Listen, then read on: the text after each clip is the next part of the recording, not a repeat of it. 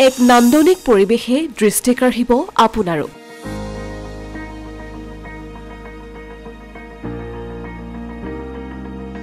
আকৰ্ষণৰ কেন্দ্ৰবিন্দু হৈ পৰিছে ধনেশ পক্ষী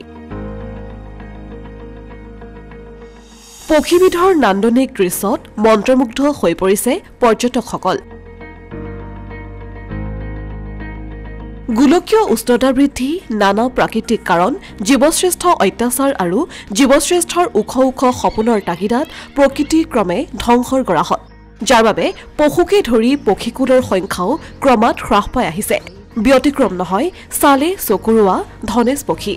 ধনেশ পক্ষীক চৰাইৰ ৰজা বুলি কোৱা হয় ইয়াৰ সৌন্দৰ্য আৰু আকৃতিয়ে মন্ত্ৰমুগ্ধ কৰি তোলে সকলোকে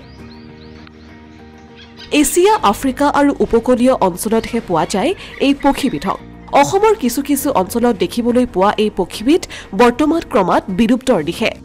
ইফালে বিৰল প্ৰজাতিৰ ধনেশ পক্ষীৰ সুৰক্ষা আৰু সংৰক্ষণত ব্ৰতী হৈ পৰিছে একাংশ সচেতন প্ৰকৃতিপ্ৰেমী ইয়াৰ ভিতৰত এটা উল্লেখযোগ্য এলেকা হ'ল মায়ঙৰ পবিতৰা বিগত বহু বছৰ ধৰি নানা অৰ্কিড বন্য জীৱ-জন্তু আৰু মূল্যৱান গছ-গছনিৰে ভৰা বনাঞ্চলসমূহ এছাম দুষ্কৃতিকাৰীৰ কবলত পৰি অস্তিত্বৰ সংকটত পৰিছিল যাৰ ফলত বিলুপ্ত হ'বলৈ ধৰিছিল নানা পক্ষীকে ধৰি অন্যতম ধনেশ পক্ষীও ইফালে পবিতৰাৰ পাৰ্শ্বৱৰ্তী অঞ্চলৰ মাইবং ইকো ৰিজৰ্টত পুৱাৰ ভাগত এনেদৰে দেখিবলৈ পোৱা যায় বিলুপ্ত হ'বলৈ ধৰা পক্ষীবিধক মায়ং পাহাৰ আৰু পবিতৰাৰ ঘন অৰণ্যৰ মাজত থকা ডাঙৰ ডাঙৰ গছত বাস সাজি বাস কৰে এই পক্ষীবিধে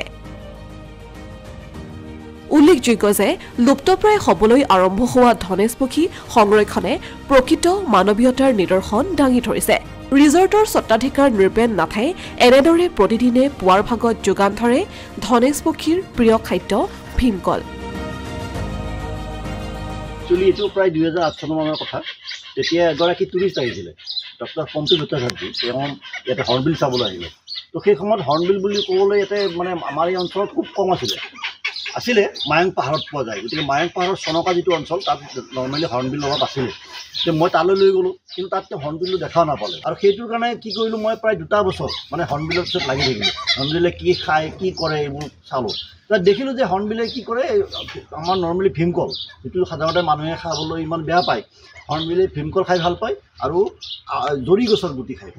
তো তেতিয়া কি কৰিলোঁ আমাৰ ৰিজৰ্টৰ পিছফালে থকা মাটিখিনিত আমি জৰি গছ লগোৱা আৰম্ভ মানে ডিমৰু গুটি যিটো ডিমৰু আৰু জৰি গছ মানে আহঁত কয় কিছুমানে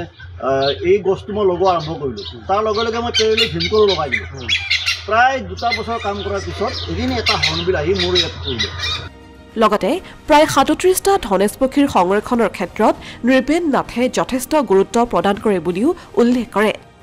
ইফালে দেশ বিদেশৰ পৰ্যটকৰ বাবেও এতিয়া আকৰ্ষণৰ কেন্দ্ৰস্থল হৈ পৰিছে ধনেশ পক্ষীৰ বিচৰণ ভূমি মাইবং ইকো ৰিজৰ্ট এই যাত্ৰা আৰম্ভ এই 2012 চনৰ পৰা যাত্ৰা আৰম্ভ আৰু আজিৰ তাৰিখলৈ এই বাঢ়ি গৈ প্ৰায় 36 মানে 37টা হৰ্ণবিল ইয়াতে মানে আহিছে গতিকে এইটো এটা মানে গৌৰৱৰ কথা এইটো মোৰ নহয় ইমান প্ৰজাতি আছে ইয়াতে এটাই প্ৰজাতি এইটো হৈছে অৰিয়েণ্টেল পাইল হৰ্ণবিল তাৰ লগে লগে এৱাৰনেছ কিন্তু বহুত দৰকাৰ কাৰণ হৰ্ণবিলৰ যদি মতাটো মাৰি দিয়ে নহয় গোটেই ফেমিলিটো মাৰিব গতিকে আমি ইয়াৰ গাঁৱে ভূঞে স্কুলত মই নিজে আৰু মোৰ লগ বন্ধুবোৰৰ লগত লগ লাগি এৱাৰনেছ আৰম্ভ কৰোঁ গতিকে এইটো এটা সামগ্ৰিকভাৱে ৰাইজৰ সজাগতাৰ ফল নিশ্চয় এইটো কাৰণ হৰ্ণবিল একেলগে 36 বা 18টা হৰ্ণবিল একেলগে দেখাটো মানে সহজ কথা নহয় অসমীয়া প্ৰতিদিন ডিজিটেল ডেস্ক